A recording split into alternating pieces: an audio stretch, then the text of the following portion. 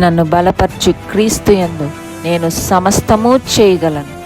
దేవుడు మన పక్షమునుండగా మనకి విరోధి ఎవడు? ఆమేన్, ఆమేన్. రండి వెళ్దాం. ప్రకటన గ్రంథం 5వ అధ్యాయం. ప్రకటన గ్రంథం 5వ అధ్యాయం చదువుకుందాం మొదటి నుంచి. సో లోపటను బయటను, వెలుపట అంటే బయట కదా, బయట వ్రాత కలిగి 7 ముద్రలు గట్టిగా వేసి ఉన్న ఒక గ్రంథం సింహాసనం నందు ఆసీనుడై ఉన్నవాన్ని కుడి చేత చూచితిని. ఈ గ్రంథం యొక్క ప్రత్యేకత ఏంటి అంట, లోపట బయట రాసి ఉందట. గ్రంథంకి ఎప్పుడు లోపల రాసి ఉంటుంది కదా, బయట మనకి కవర్ పేజ్ ఎలా ఉంటుంది, ఒక కవర్ పేజ్ లాగా ఏదో ఉంటుంది. బట్ కవర్ పేజ్ మీద ఎక్కువ రైటింగ్స్ కంటే కూడా లోపల ఉంటుంది కవర్. కానీ ఇక్కడ ఏంటట, బయట కూడా వ్రాత కలిగి ఉందట. ఓకే, సో అండ్ దానికి సీల్ వేసిందట. ఆ గ్రంథానికి గట్టిగా సీల్ వేసిందట. సో ఆ సీల్ ఇప్పడానికి ఎవరు లేరట. ఇక్కడ ఉన్న ప్రాబ్లం అదే చూడండి. మరియు దాని ముద్రలు తీసి ఆ గ్రంథం విప్పుటకు యోగ్యుడైన వాడు ఎవడని బలిష్ఠుడైన ఒక దేవదూత బిగ్గరగా ప్రచురింపగా చూచితిని. అక్కడున్న దూతల్లో ఒక దూత గట్టిగా అరుస్తున్నారు. ఏమని? ఈ గ్రంథమును విప్పగలిగిన వాడు ఎవడు? ఈ గ్రంథం ముద్రలు విప్పడానికి యోగ్యుడు ఎవరు అని. అంటే దానిని విప్పగలిగిన ఒక్కడు కూడా లేడట. అంత పరిశుద్ధత కానీ, అంత త్యాగం కానీ, అంత విధేయత చూపించిన వాడు కానీ, అంత తగ్గించుకున్నవాడు కానీ, ఇక ప్రాణం పెట్టిన వాడు కానీ ఎవ్వరూ లేరన్నమాట. ఎందుకో చూడండి, ఇక్కడ ఏం జరుగుతుందో చూడండి, గమనించండి. అయితే పరలోకమందు కానీ, భూమి మీద కానీ, భూమి క్రింద కానీ ఆ గ్రంథము విప్పుటకైనను చూచుటకైనను ఎవనికి శక్తి లేకపోయెను. ఇది ఎలాంటివి చెప్పిన, యేసుప్రభు ఒకసారి ఒక పాపాత్మురాలైన స్త్రీ వచ్చినప్పుడు, పట్టబడినప్పుడు, మీలో పాపం లేని వాళ్ళు మొదట చేయండి అంటారు కదా, రాళ్ళు పట్టుకుని నించున్న వాళ్ళతో. అప్పుడు అందరూ వెళ్ళిపోతారు, ఈయన ఒక్కళ్ళే మిగిలి ఉంటారు. దాని అర్థం ఏంటి? ఆమె మీద రాయి వేయడానికి అధికారం ఉన్నది ఈయన ఒక్కరికే, ఇంకెవరికి లేదు. అప్పుడు ఆయన అంటారు కదా, నేను కూడా ఏమన్నాను, వెళ్ళిపోయి ఇక నువ్వు పాపం చేయక వెళ్ళిపోమంటారు. అంటే అలా మనం ఆ సీన్లో రాయి వేయడానికి కానీ, ఆమెకి తీర్పు తీర్చడానికి కానీ అధికారం కలిగింది ఆయనకు ఒక్కడికే అని చూస్తున్నాం. అక్కడ ఉన్న ఇంకెవరికి కూడా లేదు, అందరూ పాపం చేసి తొలగిపోయినట్టే మనకు అర్థమైంది. అలా ఇప్పుడు ఇక్కడ ఇది పెద్ద ఎత్తున అన్నమాట, చాలా హయ్యర్ లెవెల్లో జరుగుతుంది. ఇక్కడ ఎలా చెప్తున్నారు చూడండి, పరలోకమందు కూడా యోగ్యుడైన వారు ఎవరు లేరట. ఓకే, పరలోకమందు కానీ, భూమి మీద కానీ, భూమి కింద కానీ ఎవ్వరూ కూడా ఈ గ్రంథాన్ని విప్పడానికి కానీ చూడడానికి కూడా శక్తి లేకపోయిందట. ఎవరికి యోగ్యుడు లేడు, శక్తి కలిగిన వాడు లేడు. అప్పుడు 4వ వచనం, ఆ గ్రంథం విప్పడానికి లేదా విప్పుటకైనను చూచుటకైనను యోగ్యుడు ఎవడు కనబడనందున నేను బహుగా ఏడ్చుచుండగా. అయ్యో ఏంటి, భూమి మీద కానీ, భూమి కింద కానీ, పరలోకంలో కూడా యోగ్యుడు ఎవ్వరూ లేరా అని ఇంకా ఎవ్వరు కనపడలేదని ఏడుస్తూ ఉన్నాడట. ఎవరు? ఇదంతా చూస్తున్న యోహాను ఏడుస్తూ ఉంటే ఆ పెద్దల్లో ఒకడు ఏమంటున్నారు, ఏడవకము. ఏ పెద్దల్లో? కిరీటాలన్నీ తీసి దేవుని సింహాసనం ఎదుట వేశారే, ఆ పెద్దల్లో ఒకడు చెప్తున్నాడు వచ్చి ఏమనంటే, ఇదిగో దావీదుకు చిగురైన యూదా గోత్రపు సింహం 7 ముద్రలను తీసి ఆ గ్రంథమును విప్పుటకై జయం పొందెనని నాతో చెప్పెను. ఆ గ్రంథం విప్పడానికి ఫస్ట్ ఏమున్నాయి? 7 ముద్రలు ఉన్నాయి. దానికట జయం పొంది యోగ్యత సంపాదించుకున్నారంట యేసయ్య.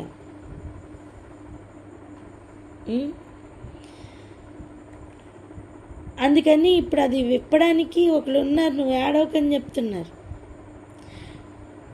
అందుకే నేను అన్నాను, సింహాసనం ఎదుట ఎంత 4వ అధ్యాయంలో మనం చూసినంత హంగామా జరుగుతుందంటే అక్కడ ఏదో ఒక అఫీషియల్ మీటింగ్ జరుగుతుందని. అర్థమైందా? సో ఇప్పుడు సింహాసనం దగ్గర వాళ్ళు కిరీటాలు కూడా పెట్టి అంత సీరియస్ ఎన్వైరన్మెంట్ అక్కడ ఉంది. అండ్ ఆయన పరిశుద్ధుడు పరిశుద్ధుడు అని అంటున్నారు. అంటే ఆ నెక్స్ట్ ఇంకా ఏదో సీరియస్ది జరుగుతుంది అనుకున్నాం కదా. ఏం జరుగుతుందంటే ముద్రలు విప్పడానికి ఆయన వస్తున్నారు నాన్న. ఓకే, అండ్ ఆయన పొందుకున్న విజయం ఆకాశంలో కానీ భూమి మీద కానీ భూమి కింద కానీ ఎవరు పొందలేదట. అన్ని నామముల కంటే ఆయన నామం పైనామం అంటాం కదా, చాలా సింపుల్గా అంటాం ఆ మాటని. పాట కూడా పాడతామని. ఎట్లా పాడతాం? అన్ని నామముల కన్నా పైనామం, ఎగురుకుంటూ పాడతాం. ఎట్లయింది ఆయన నామం పైకి? ఎట్లయిందంత ఎంత హైగా ఎలా వెళ్ళింది అనుకుంటున్నారు? భూమి మీద తగ్గించుకున్నవాడు పరలోకంలో హెచ్చింపబడతాడు. అన్ని నామముల కంటే కింద నామానికి ఆయన వెళ్ళిపోయారు. అంత తగ్గించుకోగలిగారు, అంత విధేయతను చూపించారు, అంత రోదన చేశారు, అంత విధేయత చూపించారు కనుక పైకి వెళ్ళేటప్పుడు ఆయన పైనామంగా మారారు.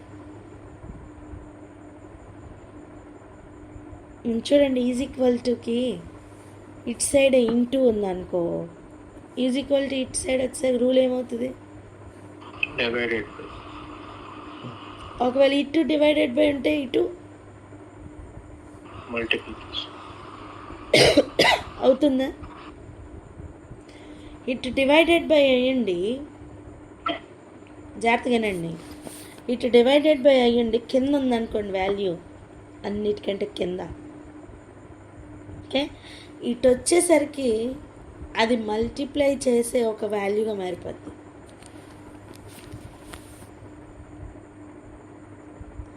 అవునా కదా? ఆ కింద ఉన్న వాల్యూ అటు వెళ్ళేసరికి ఏమవుతుంది? ఒక మల్టిప్లయర్గా మారిపోతుంది. దాని వాల్యూ ఎంటైర్లీ డిఫరెంట్గా మారిపోద్ది నాన్న. ఇక్కడ డివైడెడ్ బై అని కింద ఉన్నంత మాత్రాన అక్కడికి వెళ్ళిన తర్వాత అది డివైడెడ్ బైగా ఉండదు. అర్థమైందా? నేను ఏమంటున్నానంటే ఆయన అంత పైనామం ఎలా సంపాదించుకున్నారో అలాగనే ఒక పాపాత్మురాల్ని కూడా శిక్షించడానికి ఆయనకి తప్ప ఆ రోజు ఎలా అయితే ఇంకెవరికి యోగ్యత లేదో ఎగ్జాక్ట్గా అలాగనే ఇప్పుడు ఈ గ్రంథం విప్పడానికి కూడా ఎవ్వరికి కూడా యోగ్యత లేదు. విప్పడానికి ఏంటన్నా, చూడడానికి కూడా యోగ్యత లేదట. రామంటే రాశారు. ఓకే, సో జయం పొందారు అని చెప్పేసరికి ఇప్పుడు ఏడుపు ఆపుతారా లేదా? ఆపుంటారు కదా.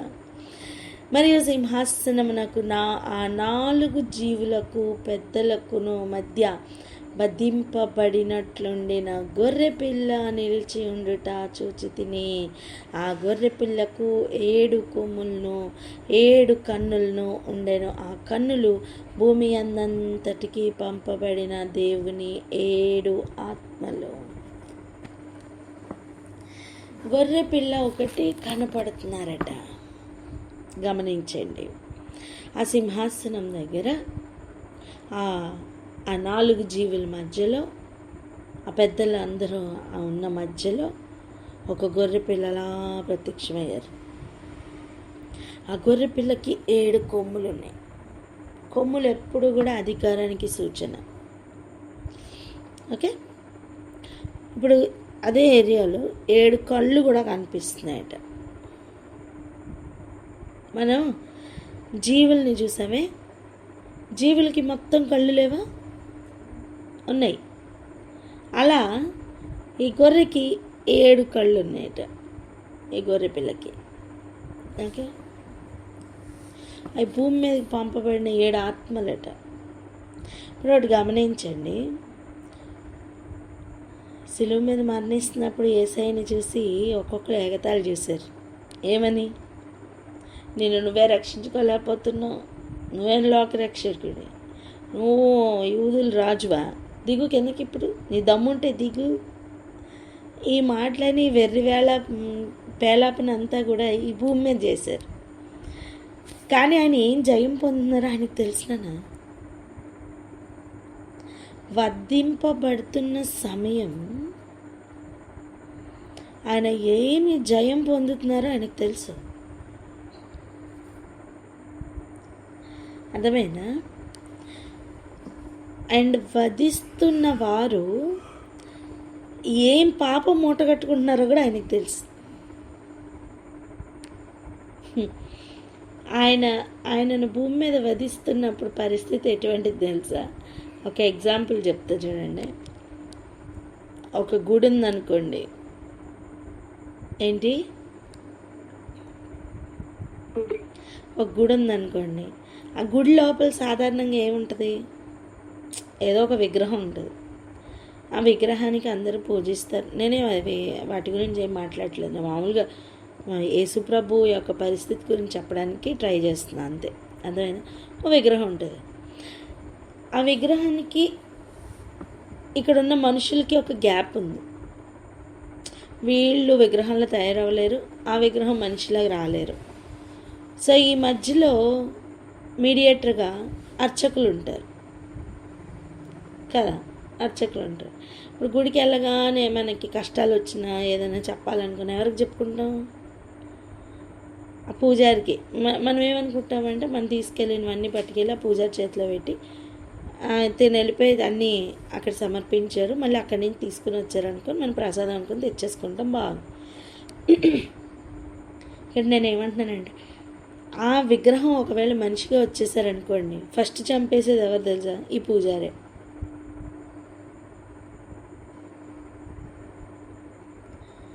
ఆ విగ్రహం అప్పటిదాకా ఈ పూజారి పూజిస్తున్నాడు కదా, ఆ విగ్రహం కనుక ఒక మనిషిగా బయటకు వచ్చేస్తే,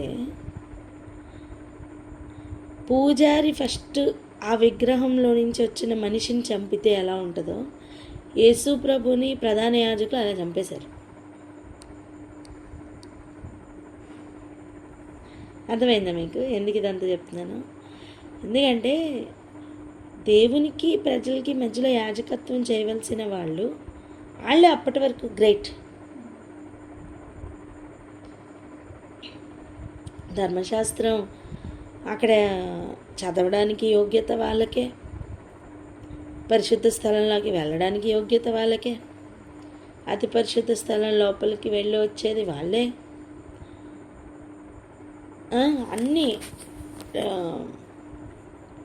అన్నీ హయ్యర్ ప్లేసెస్, ఇంకా ఏమంటారు, ప్రజల్లో మన్నన కానీ గౌరవం కానీ గొప్పోళ్ళు కానీ అన్నీ వాళ్ళే. విందుల్లో దొంగ మెట్టలు కూడా వాళ్ళే. అన్నీ అలాగనే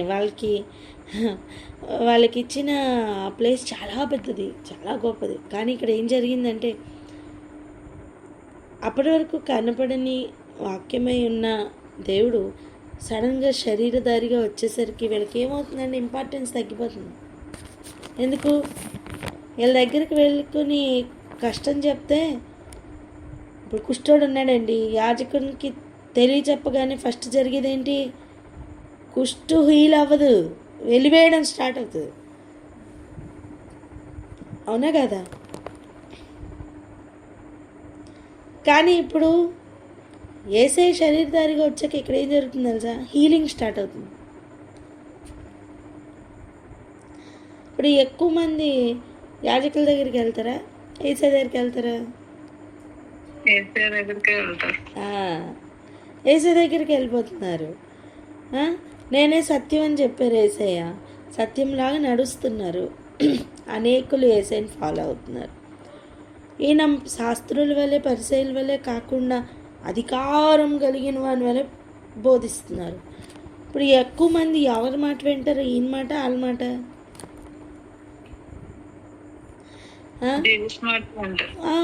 అప్పటి వరకు వాళ్ళే ఏలుబడి చేశారు, కానీ సత్యం బయటికి రాగానే వాళ్ళ ఏలుబడి అంతా తగ్గిపోతుంది, వాళ్ళ పవర్ తగ్గిపోతుంది, వాళ్ళ అధికారం తగ్గిపోతుంది.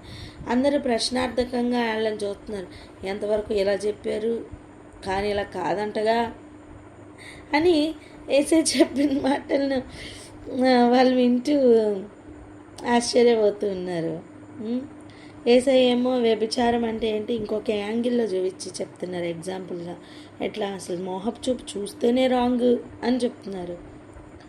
ఇంకా ఈ యాజకుల దగ్గరికి వచ్చేసరికి ప్రజలకు అర్థమైపోతుంది, వీళ్ళు చూసేదే ఆ చూపు, ఇదేంటి యేసయ్య ఏమో అలా చెప్తున్నారు, వీళ్ళేమో సమాజ మందిరానికి వచ్చిన హోప్ని ఫినాహస్లు ఏం చేస్తున్నారమ్మా? అవునా కదా? అక్కడికి వచ్చిన పని చేయడానికి వచ్చిన స్త్రీలను కూడా వాళ్ళు ఇది చేస్తూ ఉండేవాళ్ళు. ఏమన్నానంటే, సత్యం యేసుప్రభు బయటికి తీసుకొచ్చేసరికి వీళ్ళు బండారం బట్టబయలైపోతుంది. సో మ్యాచ్ అవ్వట్లేదు. వీళ్ళు లోబడే మనసు ఎప్పుడో కోల్పోయారు. ప్రజలేమో అవసరతతో వస్తారు. సో వాళ్ళకి ఆ లోపల నుంచి వచ్చిన యేసయ్యకి సరిపోతుంది. వీళ్ళకి ఆయన కావాలి, ఆయనకి వీళ్ళు కావాలి. ఈ మధ్యలో ఉన్నారే యాజకులు, అయ్యో వీళ్ళకి ఇప్పుడు ప్రాబ్లం వచ్చేసింది. ఇప్పుడు వీళ్ళకి ఎవరు అగ్రపీఠాలు ఇవ్వట్లా, నిజానికి వీళ్ళని ఎవరు పట్టించుకోవట్లా. డైరెక్ట్ అయిపోయింది, తెర చింపేశారు కదా, యేసయ్య తెర చింపేశారు కదమ్మా. అందరికీ యాక్సెస్ వచ్చేసింది. అందరూ రాజులైన యాజక సమూహం. ఇప్పుడు మేమే యాజకులు అంటే ఎవడు పట్టించుకోవట్లే. పేతురు తీసి చూపిస్తున్నారు, అందరూ రాజులైన యాజక సమూహం అని. వీళ్ళకి కోపం వచ్చేస్తూ ఉంటుంది. అగ్రపీఠాల్లో సో యేసయ్యని ప్రధానంగా చంపింది ఎవరు అంటే ఆ మధ్యవర్తిగా ఉండవలసిన వాళ్ళే, ఆ పెద్దలే, వాళ్ళే చంపారు. ఇప్పుడు బైబిల్ చదివితే మనకు అర్థమవుతుంది, ఓహో చంపింది వీళ్ళ, ఓహో కుట్రలు వేసింది వీళ్ళ, ఆహా అని అర్థమవుతుంది. పస్కా బలి పశువు ఇమ్మంటే యేసు ప్రభుని పస్కా బలి పశువుగా చేస్తారా అన్న విషయం అప్పుడు అర్థమవుతుంది. అప్పటి వరకు వాళ్ళు చెప్పిందే మాట, వేదవాక్కు. అసలు వేదాన్ని చంపేసిందే వీళ్ళే అని అప్పుడు అర్థమవుతుంది. మీకు అర్థమైందని నేను చెప్తుంది కాన్సెప్ట్. సో అలాంటి పరిస్థితిలో యేసుప్రభు సిలువ మీద వేలాడుతుంటే మళ్ళా ఇదే యాజకులకి ఆ శవం కనిపించేస్తుందని టెన్షన్. ఆ శవాన్ని కాపలాగాయమని మళ్ళీ రాజు దగ్గరికి వెళ్ళి వాళ్ళు ఎక్కడ సెక్యూరిటీ తక్కువ పెడతారో అని భయం వేసి ఎక్కువ సెక్యూరిటీని పెంచి ఆ సెక్యూరిటీ కూడా దూత రాయి పొర్లించడం చూస్తే ఆ సెక్యూరిటీ కూడా సాక్ష్యంగా చెప్తున్నారు ఆయన పునరుద్ధానుడు అయ్యాడు, లేచారని చెప్తుంటే వాళ్ళకి డబ్బులు ఇచ్చి వాళ్ళని మేనేజ్ చేసి అసలు యేసు ప్రభు లేవనేలేదు. శిష్యులు వచ్చి శవాన్ని ఎత్తుకుపోయారు. మరి నువ్వు ఎత్తుబాటు ఉంటే కాపలా కాసిన నువ్వు ఏం చేస్తున్నావు? గాడిదలు కాస్తున్నావు. అబద్ధం చెప్పడానికి మీరు డబ్బులు ఇచ్చి మీరు అబద్ధాలు చెప్పిస్తారా? ఏం చేస్తున్నారు? మీకు అర్థమైందా నేనేం చెప్తున్నాను? అంత కష్టపడి వీళ్ళు యోగ్యత ఎలా సంపాదించుకుంటారమ్మా? యోగ్యత కాదు, ఇంకా ఘోరం అన్నమాట. ఇది ఎలాంటిది తెలుసా? ఏదో ఫస్ట్ ర్యాంక్ సెకండ్ ర్యాంక్ తెచ్చుకున్న అనుభవం కూడా కాదు. వీళ్ళు ఫెయిల్ అయిపోవడంలో కూడా ఇంకా లాస్ట్లో ఏమన్నా ర్యాంకులు ఉంటే అక్కడికి వెళ్ళిపోయారు. ఎక్కడ అసలు ఘోరం అన్నమాట. ఎందుకు నియమింపబడ్డారు? ఏం చేస్తున్నారు? ఇంకా యోగ్యత ఎలా సంపాదించుకుంటారు? నాకు అర్థం కాదు. గుడ్డివాడికి త్రోవ చూపించగలడా? లేదు. వీళ్ళు పోవడమే, వీళ్ళని నమ్ముకున్న వాళ్ళు కూడా పోవడమే. ఇదంతా ఈ మనస్తత్వం ఎలాంటిది తెలుసా? ఈ అపవాది చేస్తున్న తంత్రాలు ఇలాగే ఉంటాయి నాన్న, మీరు గమనించండి. ఏదైనా మనల్లో పాము సర్పం శాపం పొందుకొని బయటకు వచ్చి నేను శపించబడిందను అని ముక్కు ఏడుతుంది అనుకుంటున్నారా? ఏం కాదు. పాము చెప్తుంది నేనే దేవత, నేనే దేవత అనగానే మనం ఇంకొక విలన్ కోసం వెతుకుతూ ఉంటాం. అసలు విలనే నేనే హీరో అని చెప్తే ఇప్పటికీ నాకు నవ్వు వస్తూ ఉంటుంది. చిన్నప్పుడు సినిమాలు చూసిన అలవాటు ఉండింది, ప్రభు కృపలు అవన్నీ మానేసా. కానీ అప్పుడు అది రాగానే అమ్మయ్య అన్న ఫీలింగ్ వచ్చేది. ఎందుకంటే దేవత వచ్చేసింది, ఇంకేదో మంచి జరిగిపోద్ది అన్న ఫీలింగ్. సినిమాలు అలాగే కదా నా చూపిస్తారు. విలన్ వచ్చేసి హంగామా చేస్తుంటే ఇది వచ్చేసరికి దేవత వచ్చేసింది అన్న ఫీలింగ్ వచ్చేస్తుంది. బైబిల్ చదివాక అర్థమైంది, ఏంటి ఇది దేవత కాదా, అసలు మెయిన్ విలన్ ఇదేనా? అప్పుడు అర్థమైంది. ప్రకటన గ్రంథం చదువుతుంటే అర్థమైంది, అమ్మో దీనికి ఇన్ని పేర్లు ఉన్నాయా అని అప్పుడు అర్థమైంది. నిజంగానా? యేసయ్య భూమి మీదకి రాగానే ఫస్టే గుర్తుపెట్టేశారు. సర్పసంతానం ఎవరో గుర్తుపెట్టేశారు. ఆదికాండంలోనే రాయించారమ్మా, నీ సంతానానికి ఆమె సంతానానికి వైరం కలుగుతుంది అని. స్త్రీ సంతానం భూమి మీదకి రాగానే గుర్తుపట్టింది ఎవరిని తెలుసా? సర్ప సంతానాన్ని గుర్తుపెట్టారమ్మా. ఫీల్డ్లోకి రాగానే నువ్వు ఎగ్జామ్ రాయడానికి వెళ్ళావమ్మా, ఫస్ట్ వెళ్ళగానే నువ్వు క్వశ్చన్ పేపర్ చేతిలో పడగానే ఫస్ట్ ఏం వెతుకుతావు? పెన్సిల్ పెన్నా? క్వశ్చన్ పేపర్లో ఉన్న క్వశ్చన్లే. బత్తాయికాయలు, నారింజకాయలు, బత్తాయికాయలు, వాటర్ బాటిల్ ఇవన్నీ చూసుకుంటావా? ఏం చూస్తావు? ఎగ్జామ్ రాయడానికి వెళ్ళావు, నీ ముఖ్యమైనది ఏంటి? నీ చేతిలో పడాల్సిందేంటి? Question paper. అది ఎతుకుతావు, అవునా కదా? భోజనాలకి వెళ్ళావు, తినడానికే వెళ్ళావు, భోజనానికే వెళ్ళావు, ఏం చూస్తావు? ప్లేటు, అక్కడ ఉన్న భోజనాలు చూస్తావు.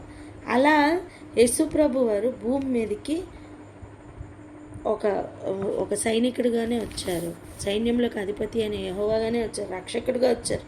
ఇప్పుడు ఫస్ట్ ఎవరిని గుర్తుపడతారు? శత్రువుని గుర్తుపడతారు, భక్షించువాడిని గుర్తుపడతారు. రాగానే ఆయన అదే పని చేశారు. సర్ప సంతానమా గుర్తుపెట్టారు. మనుషులు ఎవరు గుర్తుపెట్టలేకపోయారు. మమ్మల్ని అంటావా, మమ్మల్ని వైపర్స్ అంటావా? వైపర్ కాకపోతే ఏమంటారు? వైపర్ అంటే బాధ వచ్చేసింది, చంపేశారు. నేనేమంటున్నా తెలుసా? వాళ్ళు చంపుతున్నా సరే అక్కడ ఏం మాట్లాడలే ఆయన. పాయింట్ అది.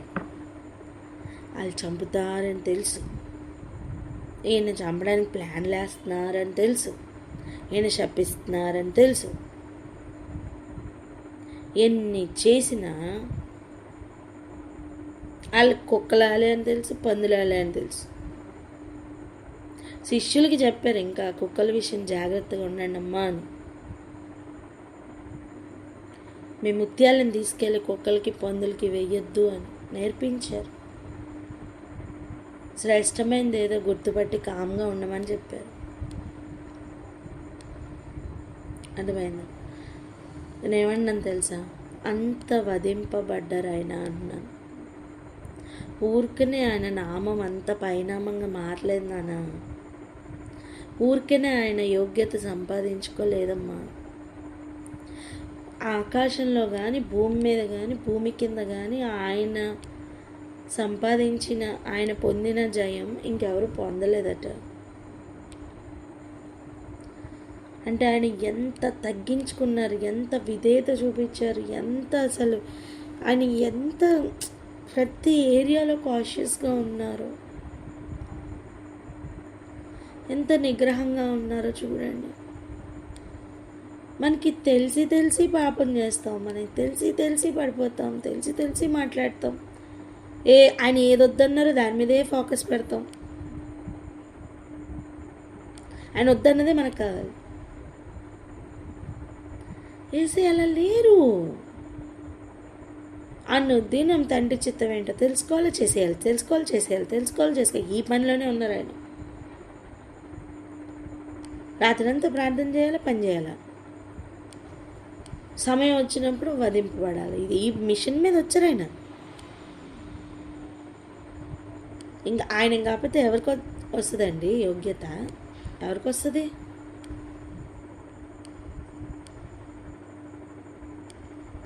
అర్థమైందా? ఈ మిడిల్ మ్యాన్ని చూడొద్దు. చెప్పండి అన్నమాట.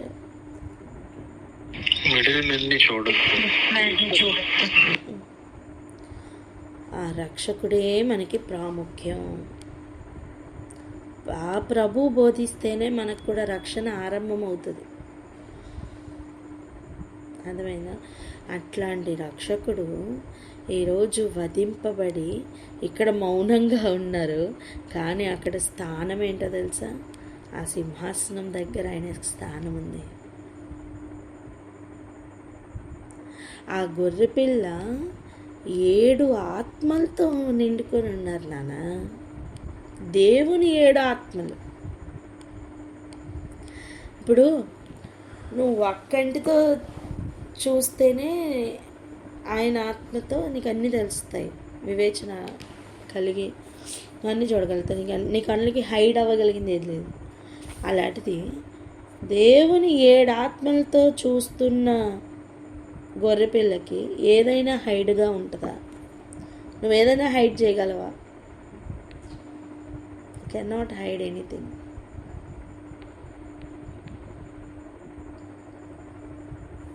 బయటకు ఒకలా మాట్లాడి లోపలికి ఇంకొకలాగా బిహేవ్ చేస్తే చూడలేరు ఆయన. లోపట బయట రాసున్న గ్రంథాన్ని విప్పడానికి ఆయన తప్ప ఎవరు యోగ్యుడు లేడట. అయితే నేనంట మనిషి బయట హృదయం లోపల కూడా చూడగలిగిన వాడు కూడా ఆయన ఒక్కడే. నేను బాండ్ పేపర్ మీద రాసిస్తానమ్మా. ఎందుకు తెలుసా? సమూయేలు ఎంత గొప్ప ప్రవక్త. అలాంటి ప్రవక్తతో యెహోవా దేవుడు చెప్తున్నారు తెలుసా? మనిషి పైరూపుని లక్ష్య పెడతాడు, దేవుడు అంతరంగాన్ని చూస్తారని. అవునా కదా? మనిషికి ఉన్న ఆధారాలని బట్టి పైన చూసి ఒక ఇదేనేమో అనుకుంటారు. కాదు, లోపట అంతరంగం వేరే ఉంటుంది. ప్రభువుకి తెలుసవి. మనం పాస్ట్ ఒక్కటే మనకి తెలుసమ్మా, ఫ్యూచర్ మనకి తెలియదు. సో మనం దేని మీద రిలై అవుతాం? పాస్ట్ మీద రిలై అవుతాం. దేని మీద ఆధారపడతాం? పాస్ట్ మీద ఆధారపడతాం. ఆయన అలా కాదు. ఆయనకి పాస్ట్, ప్రజెంట్, ఫ్యూచర్ అన్నీ తెలుసు. సో ఫ్యూచర్ని బట్టి ఆయన ప్రజెంట్లో కదులుతారు. ఆయన పాస్ట్లో ఉన్నది మనకేం తెలీదు, ఆయన జ్ఞాపకం చేస్తారు. అన్నీ తెలుసు ఆయనకి. అసలు ఆయనకి ఏం హైడ్ చేయగలరమ్మా? మనిషి ఇటు తిరిగితే వెనకేందో తెలీదు, ఆయనకి అలా కాదు. ఆయన ఎటు తిరిగినా అన్నీ తెలుసు. ఓకే, మనం నిరీక్షణ ఆయన మీద పెట్టుకుంటే మనం సిగ్గుపడమమ్మా. ఈరోజు నేను చెప్తున్న ముఖ్యమైన విషయం ఏంటంటే, ఆయన పొందుకున్న యోగ్యత భూమి మీద ఆయన అలా బ్రతకబట్టే, అలా జయించబట్టే. ఓకేనా? సో ఆ గ్రంథాన్ని విప్పడానికి కూడా ఆయన యోగ్యత ఇంకెవరు లేని ఏరియాలో యేసుప్రభు నేను ఉన్నానని నిలబడ్డారంటే, అలాంటి యేసయ్యని కలిగి ఉండడం నిజంగా మన భాగ్యం అమ్మ, మన భాగ్యం. ఆయన్ని ఎంత ఆరాధించాలంటే జీవితంలో ఇంక దేనికి ఆయనకి ఇచ్చే ప్లేస్ ఇవ్వద్దు. చెప్పండి, నేను ఇంక దేనికి ఇవ్వను ఆ ప్లేస్ అని. నేను ఇంకా దేనికి దేవునికి ఇచ్చే ప్లేస్ ఇవ్వను. ఆమె ఇదే తీర్మానం మీద నిలబడి ఉందాం, సరేనా? అని ఏం చెప్తా చేయడానికి రెడీ అవుదాం. ఇక నేను అంటే ప్రభా నిన్ను నమ్ముకుంటే నేను ఇలాగా ఎంత కష్టపడాలా, ఎంత ఓర్చుకోవాలా అంటే ఆయన ఓర్చుకున్నంత ఎవరు ఓర్చుకోలేదు. మనకేంగా మనిషిలో ఉన్న కపటం ఏంటో తెలియకుండానే మనం ఆలోచన చేస్తాం. ఆయనకి అన్నీ తెలుసు. ఇస్కరియోతు యోధాన్ని పక్కనే పెట్టుకున్నాడు. శిష్యుడిగా వచ్చినప్పుడు యాక్సెప్ట్ చేసి శిష్యులందరితో కలిపి ఎవరు నన్ను అలా చేయగలరు, మనకెంత విషయం తెలిస్తే చాలా వాళ్ళ మీద ఇగో నూరుతాం చూడు, కారాలు మిరియాలు ఆడ ఉన్న వాళ్ళందరికీ అర్థమైపోవాలి ఈడే టార్గెటెడ్ అని.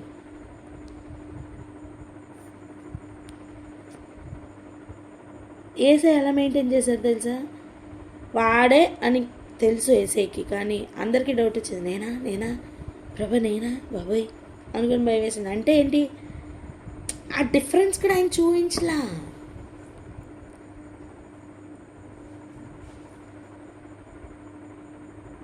అర్థమైందమ్మా? ఆయన కదిలిన లెవెల్ ఒకసారి ఆలోచన చేద్దామమ్మా. ఆయన అంత యోగ్యత సంపాదించుకున్నారంటే ఆయన నడిచిన మార్గం ఇది అని చెప్పి మనుషులకి మాత్రమే ఆయన ఇచ్చారు ఆ అవకాశం, తెలుసా? కమ్ నా దారిలో రండి అని. ఇంకెవరికి ఇవ్వలా? దేవదూతలకు ఆ క్షమాభిక్ష ఉందా? నో. లేదు.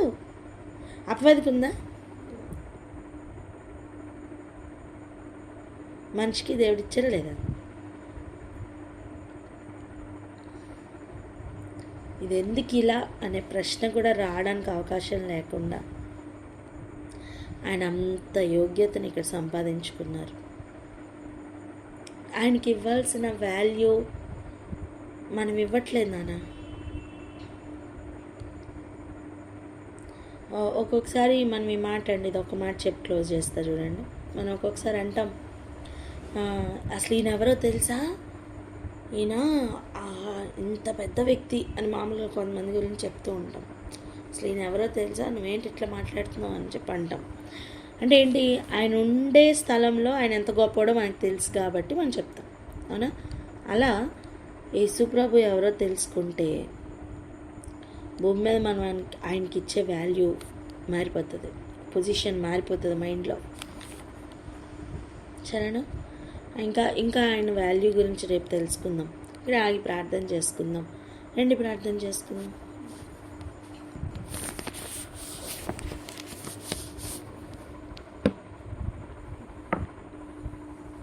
చేయండి నాన్న, ఎవరైనా చేయండి. స్తోత్రం రాజా, స్తోత్రం తండ్రి, స్తోత్రం ప్రభా. నాయన మా గొప్ప దేవ, నాయన మీకు వందనాలు తండ్రి. ఏమను ప్రభా, పరలోక మందు కానీ భూమి అందు కానీ భూమి క్రిందను కానీ ప్రభా, ఆయన లోపట వెలుపట రాయబడిన పుస్తకం నా ముద్రలను విప్పడానికి సైతం, ఆ గ్రంథం చూడడానికి సైతం ప్రభా ఎవరు యోగ్యులు కారని ప్రభా. నాయన తండ్రి, నాయన ప్రభా, నాయన కేవలం మీరు మాత్రమే యోగ్యులని ప్రభా. నాయన స్తోత్రం తండ్రి, ప్రభా. నాయన తండ్రి ప్రభా, ఆయన ఆ యోగ్యతను సంపాదించడానికి ప్రభా, నాయన భూమి పైన ప్రభా, నాయన తండ్రి మీరు ఎంతగా మిమ్మల్ని మీరు తగ్గించుకున్నారు, ఎంతగా ప్రభా నాయన తండ్రి చిత్తముకు విధేయత చూపించి ఉన్నారు ప్రభా. నాయన తండ్రి ఎంతగా ప్రభా నాయన తండ్రి స్తోత్రం రాజా, అన్ని విషయంలోనూ ప్రభా నాయన ప్రభా శ్రేష్టముగాను ప్రభా నాయన తండ్రి, నాయన ప్రభా నాయన తండ్రి, నాయన తండ్రికి తండ్రి చిత్తము చేస్తూ ప్రభా తండ్రికి ఘనత నాయన చెందిస్తూ ప్రభా నాయన ప్రతి అడుగు వేసి ఉన్నారు ప్రభా నాయన తండ్రి. మేము ఈ దినం ప్రభా నాయన తెలుసుకుని ఉన్నాం రాజా. నాయన మీకే వందనములు ప్రభా, స్తోత్రం తండ్రి. అవును ప్రభా నాయన తండ్రి, ఎటువంటి నాయన తండ్రి భేదములు కానీ ప్రభా ఏమీ ప్రభా చూపించకుండా ప్రభా నాయన శత్రువును ప్రభా నాయన సర్పసంతానాన్ని గుర్తుపట్టి ప్రభా నాయన తండ్రి మీరు ఆపరేట్ చేసిన తండ్రి ఆ విధములను బట్టి నాయన తండ్రి స్తోత్రం రాజా తండ్రి ఆ విశేషమైన జ్ఞానం బట్టి నాయన మీకే నాయన తండ్రి మీకే మహిమ ప్రభా నాయన మీకే ఘనత తండ్రి ప్రభా నేను అట్టి ప్రభా శ్రేష్టమైన జ్ఞానంతోను ప్రభా నేను అట్టి వివేచనతో ప్రభా నాయన తండ్రి నాయన మేము కూడా ప్రభా ఆపరేట్ చేయడానికి ప్రభా నేను మా కృపను దయచేయండి ప్రభా నాయన మీకే వందనాలు ప్రభా నేను మా దేవుడు ఎంతో గొప్ప దేవుడు నాయన తండ్రి మా తండ్రి ఎంత గొప్ప దేవుడో ప్రభా నాయన తెలుసుకొనడానికి ప్రభా నాయన తండ్రి నాయన ప్రభా నాయన ఆ 7 ఆత్మలు ప్రభా నాయన తండ్రి 7 ఆత్మలతో ప్రభా నాయన తండ్రి నాయన మీరు తండ్రి ప్రతి విషయం ఎట్లా వివేచించున్నారు ప్రభా ఎట్లా ప్రభా నాయన తండ్రి దాన్ని వెలుపటను లోపటను హృదయాంతరాంగం సైతం ప్రభా నాయన మీరు ఎరిగి ఉన్నారు ప్రభా నేను అట్టి రీతిలో ప్రభా నాయన ఈ నాయన తండ్రి భూమి పైన ప్రభా మేము జీవిస్తున్న జీవితంలో ప్రతి విషయంలో తండ్రి వివేచించి ప్రభా నడుచుకోవడానికి ప్రభా నాయన సహాయం దయచేయమని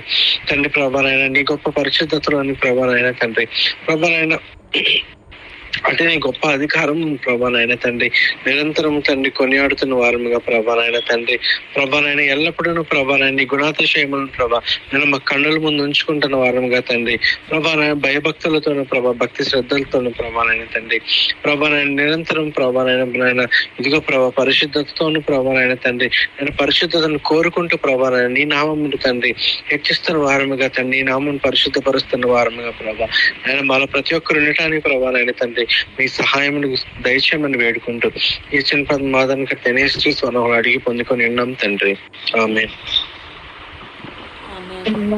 ప్రైజ్ లార్డ్. నేను అందరికీ ప్రైజ్ లార్డ్.